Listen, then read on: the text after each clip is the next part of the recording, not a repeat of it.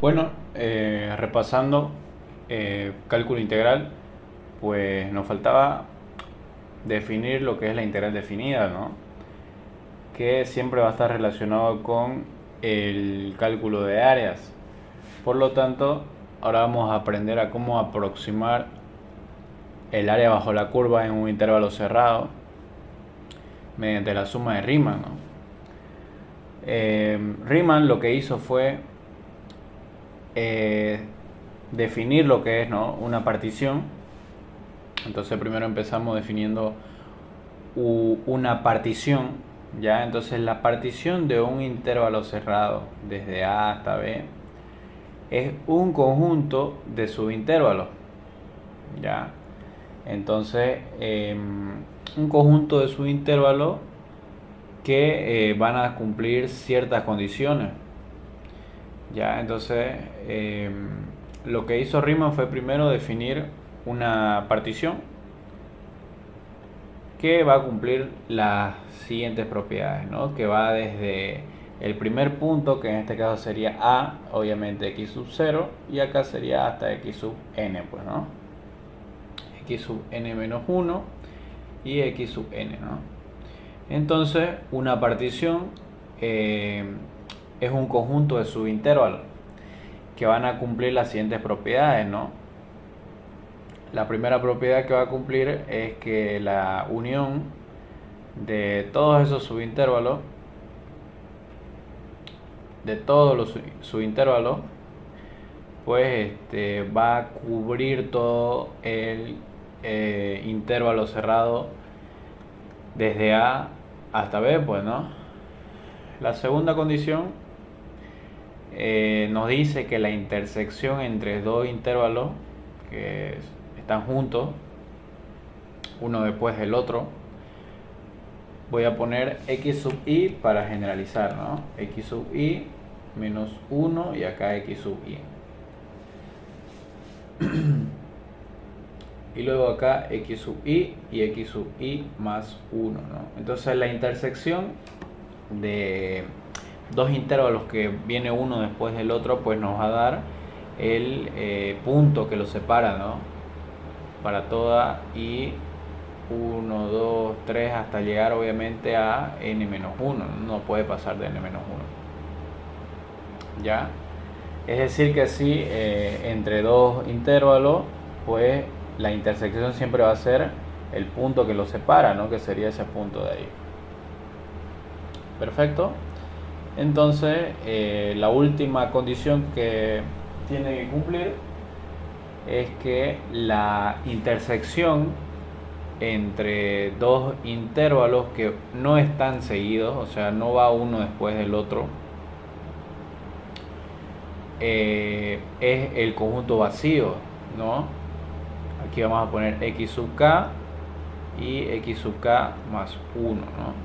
Entonces la intersección nos va a dar el conjunto vacío.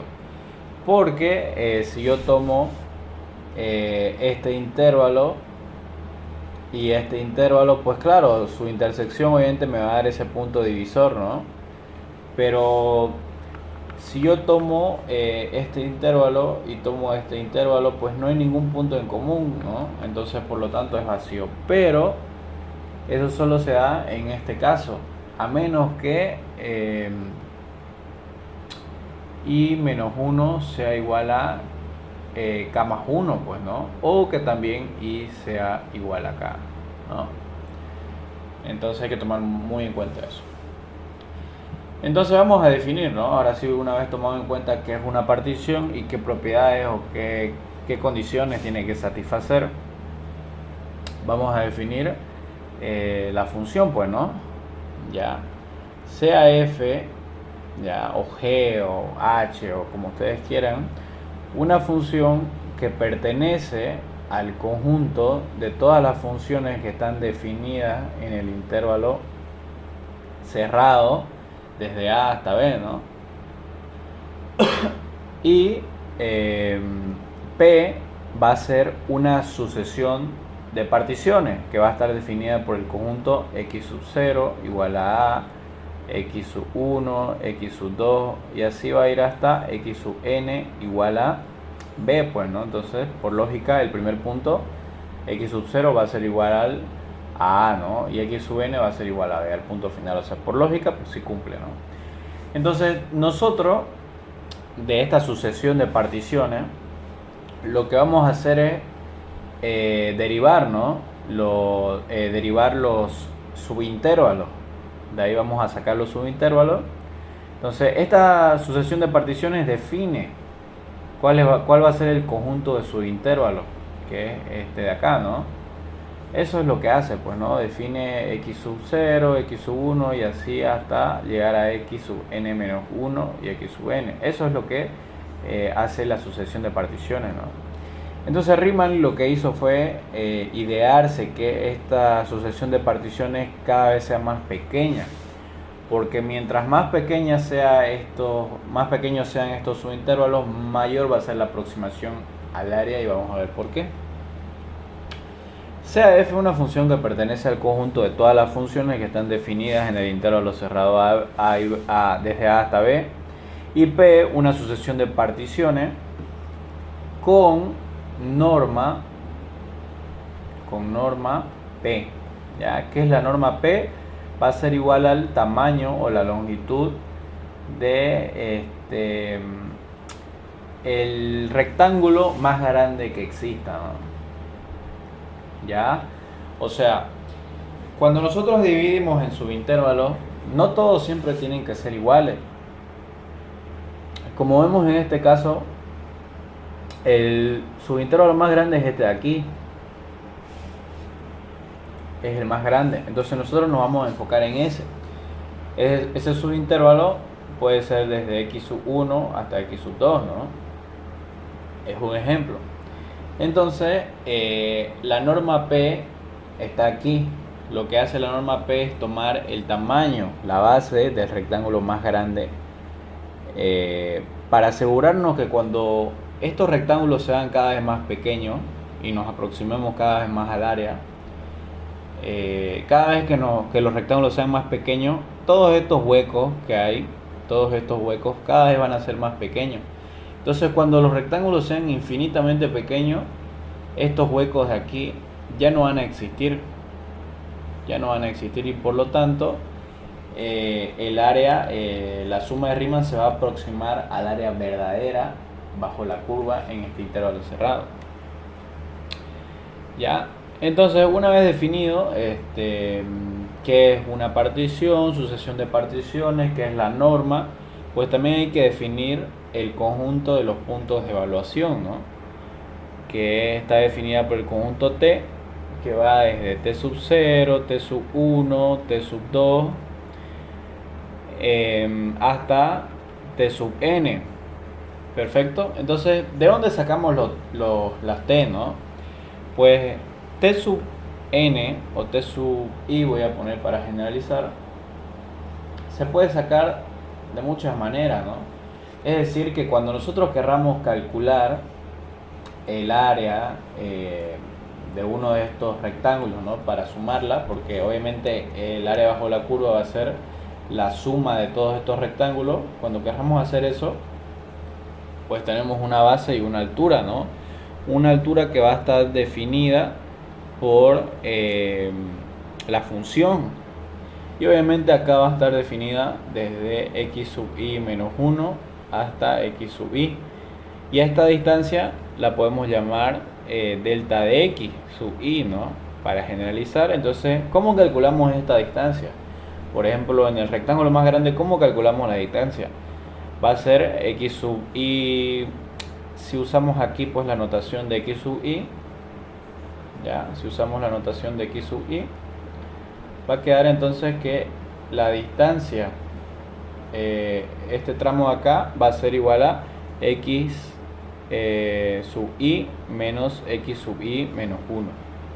Ya, es decir, medimos la distancia desde el centro, ¿no? Desde el eje hasta aquí, y luego restamos la distancia desde aquí hasta aquí, y por lo tanto eso nos va a dar obviamente esta longitud de la base, ¿no? Perfecto. Entonces, a lo que yo quería llegar es que para evaluar la altura nosotros podemos tomar un punto, cualquier punto en ese rectángulo. entre x sub i menos 1 y x sub i, pues obviamente hay infinitos puntos, ¿no? Entonces tenemos muchas alternativas para elegir. Obviamente, en ciertos casos hay algunas que son mejores que otras. Entonces podemos hacer algo. O podemos tomar el extremo derecho, que sería x sub i, es decir, t sub i va a ser igual a x sub i. T sub i va a ser igual a x sub i menos 1, es decir, también podemos tomar el extremo izquierdo, o podemos tomar el punto medio, ¿no? ¿Cuál sería el punto medio? Pues este de acá, ¿no? O sea, podemos tomar el punto medio. Ahí vamos a evaluar, en ese punto vamos a evaluar la función para obtener la altura, ¿no? Y también, entonces, ¿cómo obtendríamos eso? Pues t sub i va a ser igual a x sub i menos x sub i menos 1, es decir, este tramo de acá, pero dividido entre 2 para obtener el punto medio. Y luego la última opción que podríamos tomar pues sería que t sub i pueda estar dentro, ¿no?, de este intervalo, es decir, que pueda ser cualquier punto que esté en este intervalo. Entonces, para que nosotros podamos calcular el área de este rectángulo, t sub i, el punto en el que vamos a obtener la altura, en el punto en el que vamos a evaluar la función para obtener la altura, tiene que pertenecer a cada intervalo, ¿no? Acá va a existir otro t sub 0, acá va a haber un t sub 1, t sub 2, t sub 3 y así, depende de cuántos rectángulos haya, ¿no? Entonces t sub i tiene que pertenecer a su propio subintervalo, eso hay que tomar en cuenta, ¿no? Por lo tanto, una vez definido esto, la suma de Riemann, que va a estar en función, bueno, obviamente va a ser de una función asociada a una partición P, ¿no? Asociada a una partición P con puntos de evaluación T, ¿ya?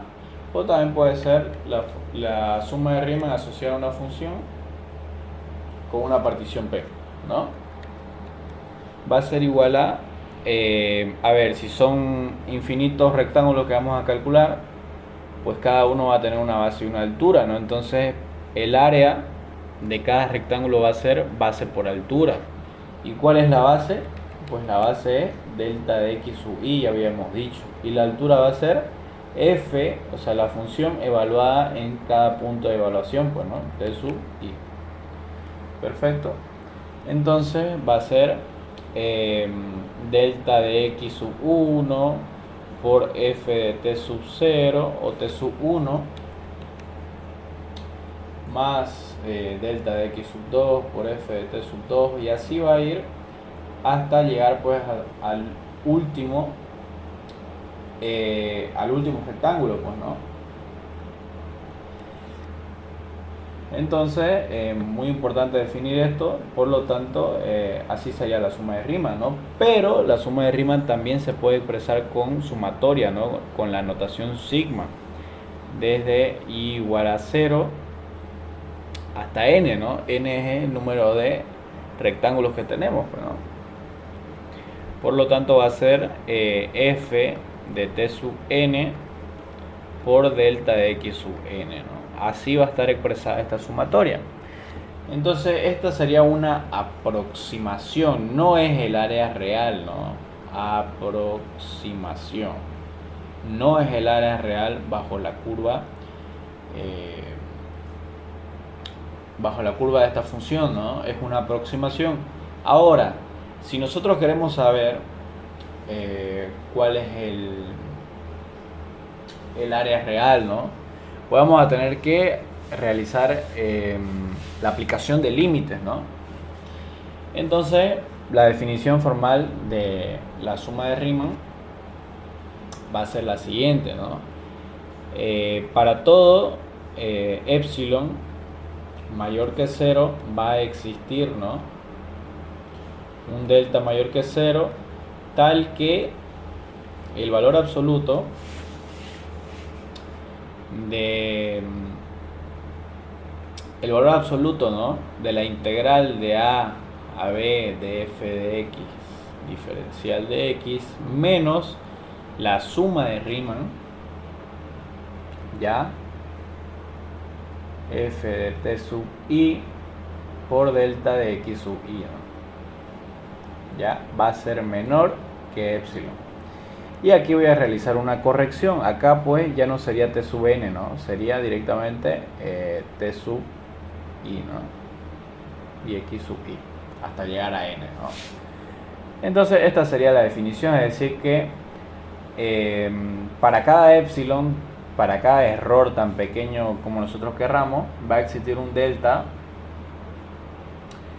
que cada vez que nos aproximemos, ¿no? Al área, pues este epsilon, cada vez que nos aproximemos al área, esta resta va a ser menor que epsilon, eso nos dice, ¿no? Para toda norma P menor que delta, ¿no?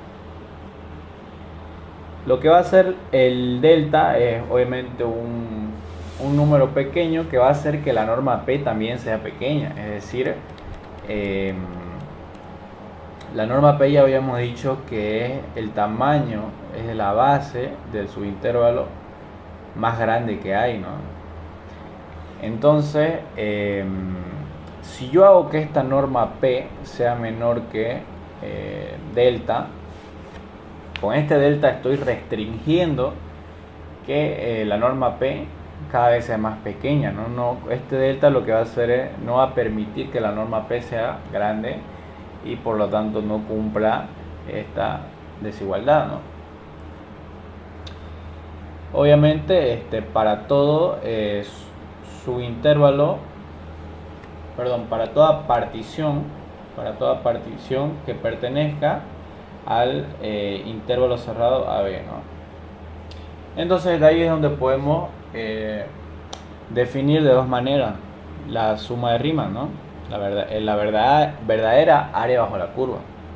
Una es el límite cuando la norma P tiende a 0 y otra es el límite cuando el número de rectángulos tiende a infinito.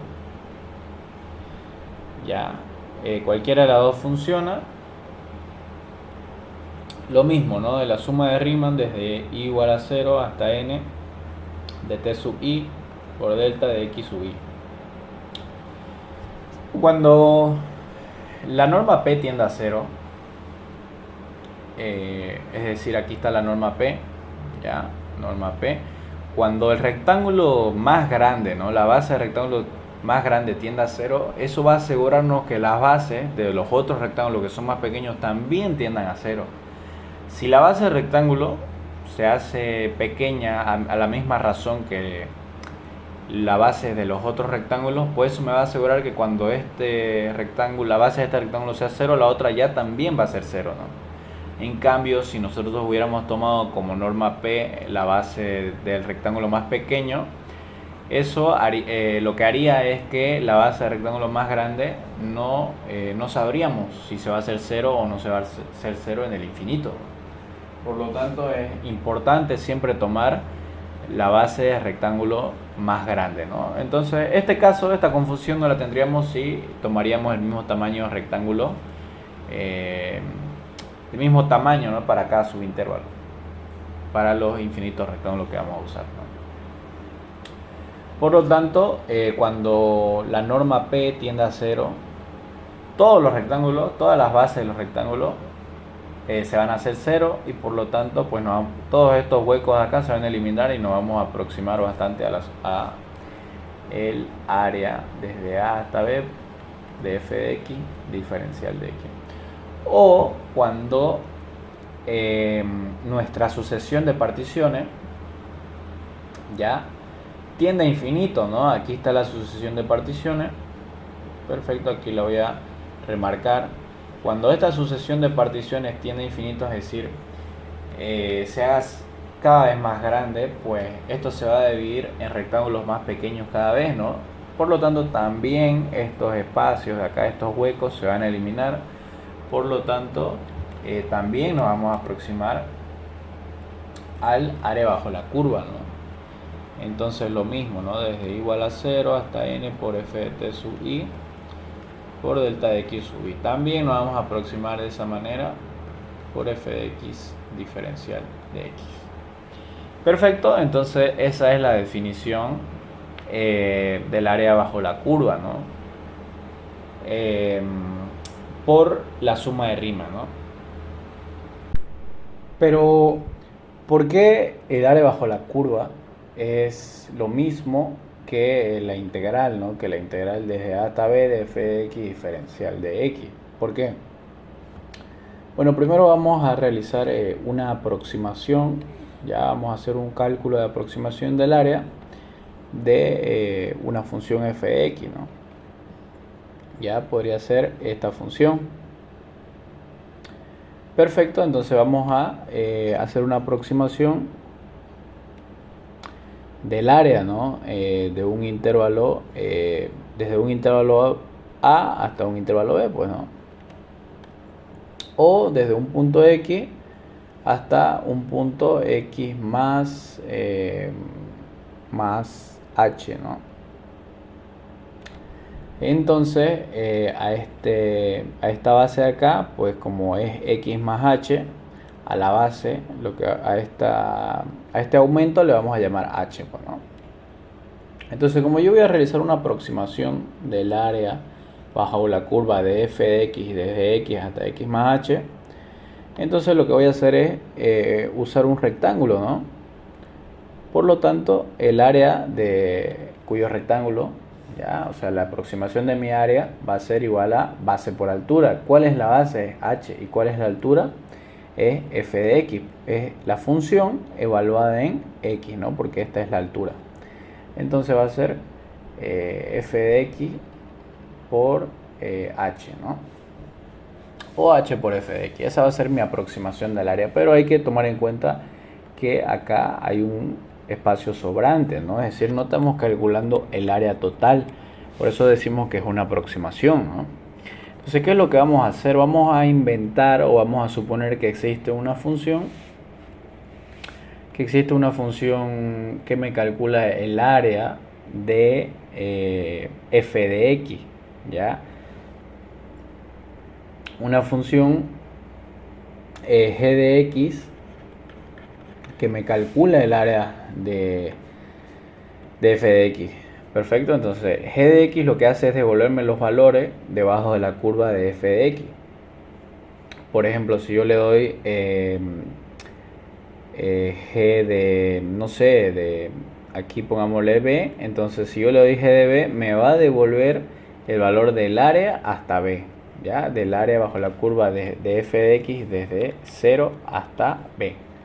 Entonces, esa función es la que vamos a buscar hallar nosotros, ¿no?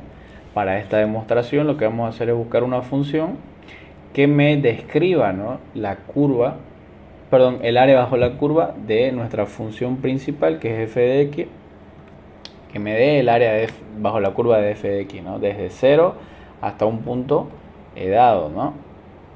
Perfecto. Entonces, a ver, si esta función, que la vamos a llamar g de x, me da el área, ¿no? De f de x, ¿ya? Vamos a hacer la gráfica de f de x. Vamos a hacer una gráfica similar, ¿no? Entonces, si se supone que esta es la función f de x y la función g de x me va a devolver el área, entonces si yo quiero calcular el área entre dos puntos, que sería esto de acá, ¿no? X, y el otro aumento que sería x más h, pues, ¿no? X más h, o sea, si yo quiero calcular toda esta área de acá, pues es muy fácil, ¿no? Si se supone que g de x me da el área, ¿ya? G de x me da el área desde 0, ¿ya? Desde 0 hasta un punto, ¿ya? Por ejemplo, acá le vamos a poner directamente el punto x más h. Entonces, g de x más h me va a dar toda esta área de acá. Pero ¿qué pasa si yo no quiero saber el área desde 0 hasta ese punto, sino que si yo quiero saber el área entre dos puntos? Eh, Entre el punto X y X más H, ¿qué es lo que voy a hacer? Simplemente, si yo sé que G de X, evaluar, digamos, ¿no? X en G de X me va a devolver el área hasta X, y G de X más H me va a devolver el área hasta X más H. Entonces, si yo quiero calcular simplemente este tramo de acá, lo que voy a hacer es restar G de X más H menos G de X, pues, ¿no? O sea, es decir, el área hasta X más H, y luego le voy a restar el área hasta X para obtener este tramo de acá, ya, esa área en específica. Perfecto, entonces eh, ya sabemos que mi ya sabemos que la función f de x por h, perdón, la aproximación f de x por h no es exacta, ¿no? Pero va a ser similar a la verdadera área que, eh, que era g de x más h menos g de x. O sea, esta es la verdadera área bajo la curva en ese intervalo dado. ¿Ya? Pero ahora lo que vamos a hacer es buscar esa función g de x que me describe el área en ese, desde 0 hasta un punto, ¿no? Esa es la función que yo quiero encontrar. Entonces, ¿qué es lo que voy a hacer? A ver, ¿qué pasa si yo quiero despejar f de x? Pues, ¿no? Despejar simplemente la altura. Entonces voy a dividir entre h ambos miembros y va a quedar directamente acá f de x. ¿Ya? Entonces, si nosotros dividimos el área entre la base, porque esto es la base, h es la base, si dividimos cualquier área de un rectángulo entre la base, nos va a dar la altura. Entonces es correcto, pues acá tenemos la altura, que es f de x. Y esta de aquí de la derecha va a ser la expresión de la altura, ya, pero del área verdadera, pues del área total, ¿no? Sin errores. Entonces, a ver, supone que yo estoy trabajando con rectángulos, ¿no? Y si la base, la longitud de la base se hace cada vez más pequeña, este error que existe se va a volver cero, pues, ¿no? Voy a aproximarme cada vez al área. Entonces, cuando el área, el ancho de la base, ¿no?, tienda a ser cero, pues esto prácticamente, este rectángulo se va a convertir en una línea. Y como es una línea, ya no va a existir esto de acá, ¿no? Este error de aquí, porque voy a tener una suma de infinitas líneas que me van a dar la verdadera área exacta de ese intervalo dado, ¿no? Hasta un punto, perdón, ¿no? Desde 0 hasta un punto. Entonces, si yo me doy cuenta, pues acá hay una expresión que ya conocemos, ¿no? Que es la expresión de la derivada. Entonces, por lo tanto, falta algo acá, pues, ¿no? Esto es la pendiente, ¿ya? Pero aquí falta algo. ¿Y qué es lo que falta? Aplicar límites. Cuando yo voy a aplicar un límite en una ecuación, tengo que hacerlo a ambos miembros, ¿no? Entonces, cuando el incremento se haga 0 de f de x, ¿ya? Cuando el incremento se haga 0, ¿qué es lo que va a pasar? Que voy a aproximarme y voy a obtener el área real, ¿no? Del área bajo la curva desde 0 hasta ese punto, ¿no? Aquí copiamos lo mismo y va a quedar eso. Entonces el límite, como f está en función de x y no en función de h, lo puedo sacar afuera, porque el límite, la variable del límite es h. Entonces va a quedar simplemente el límite de h cuando tienda a 0 de 1, y el límite de una constante es la misma constante. Entonces, por lo tanto, lo que va a quedar es esto de acá, ¿no? Va a quedar directamente eso de ahí, y por lo tanto va a quedar que f de x es igual. Ahora sí es igual, ¿no? Porque aplicamos límites, y se supone que cuando aplicamos límites ya tenemos el área real. Por lo tanto, ahora sí hay una igualdad, y ahora ya no es una aproximación, ¿no? G de x más h menos g de x dividido entre h, ¿no? Límite cuando h tiende a 0. Y ahora sí, antes teníamos la expresión de la pendiente, ya, ahora vamos a tener la expresión de la derivada, pues, ¿no? Perfecto. Entonces, esto es lo mismo que la derivada de g de x. ¿Y g de x qué? G de x es la función que nos da el valor del área desde 0 hasta un punto de f de x, ¿no? Perfecto. Entonces, si yo quiero despejar g de x, ¿qué es lo que tengo que hacer? Integrar, ¿no? Porque es una derivada, pues, ¿no? Entonces, lo que voy a hacer es integral, ¿no? Integrar, y va a quedar diferencial de x y integral de g de x diferencial de x, ¿no? Perfecto. Entonces, también lo puedo hacer con la notación de Levin, ¿no?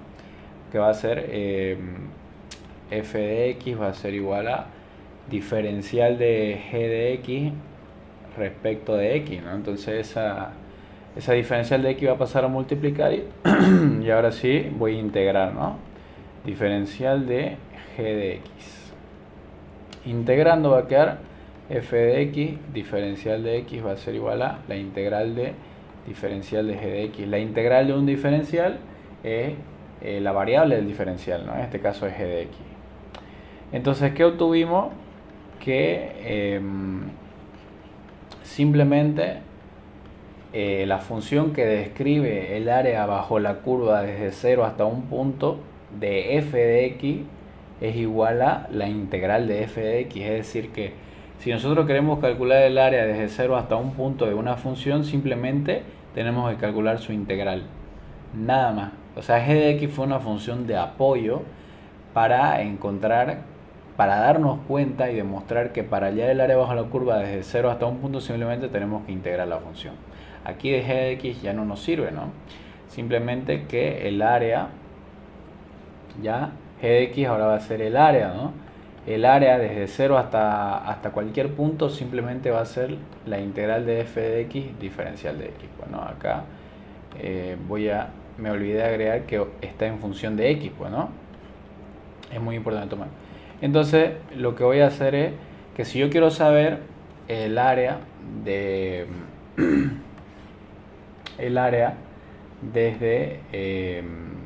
a ver, esto es f de x, pues, ¿no? Si yo quiero saber el área desde 0 hasta 3, toda esta área, simplemente, ¿qué es lo que tengo que hacer? Integrar f de x, ya, y evaluarlo, el resultado, es decir, la primitiva, en 3, ya. Pero como yo sé que la integral de f de x es igual a f mayúscula de x, entonces simplemente el área desde 0 hasta 3 simplemente va a ser f evaluado en 3, ya. Esa función me va a describir el área desde 0 hasta 3. ¿De qué función? De su derivada, que es f minúscula de x, ¿no? Entonces, acabamos de demostrar que si queremos hallar el área debajo de la curva desde 0 hasta cualquier punto, simplemente tenemos que hallar la primitiva de esa función, ¿no? En este caso sería f mayúscula de x. Pero, ahora, si yo quiero hallar el área en un intervalo dado, ¿cómo hago, no? Si yo sé que f mayúscula de x es la primitiva y me devuelve el área desde 0, me devuelve el área desde 0 hasta ese punto dado, entonces ¿cómo yo calculo el área en un intervalo? Pues, ¿no? Es decir, si yo quiero calcular el área desde A hasta B, ya, desde A hasta B de f minúscula de x, si yo quiero calcular esta área, ¿qué es lo que tengo que hacer? Pues usar el mismo criterio que usamos acá, pues, ¿no? Para conocer esto de acá. Ya, si yo quiero calcular el área desde A hasta B, primero calculo el área hasta B. ¿Y cómo calculo el área hasta B? Integrando y evaluando en el punto B. Y luego le voy a restar el área hasta A. Y eso va a ser el área entre A y B, ¿ya? Pero esto se parece se parece mucho a la integral de f de x, perdón, de f de x diferencial de x desde a hasta b. Entonces acabamos de mostrar que el área, ¿no? Que está descrita por la resta de f de a menos f de b, ya es lo mismo, es lo mismo que la integral de f minúscula de x diferencial de x de a hasta b. Entonces lo demostramos apoyándonos de una función que al final resultó en que simplemente el área hasta un punto es la integral de la misma función evaluada en ese punto.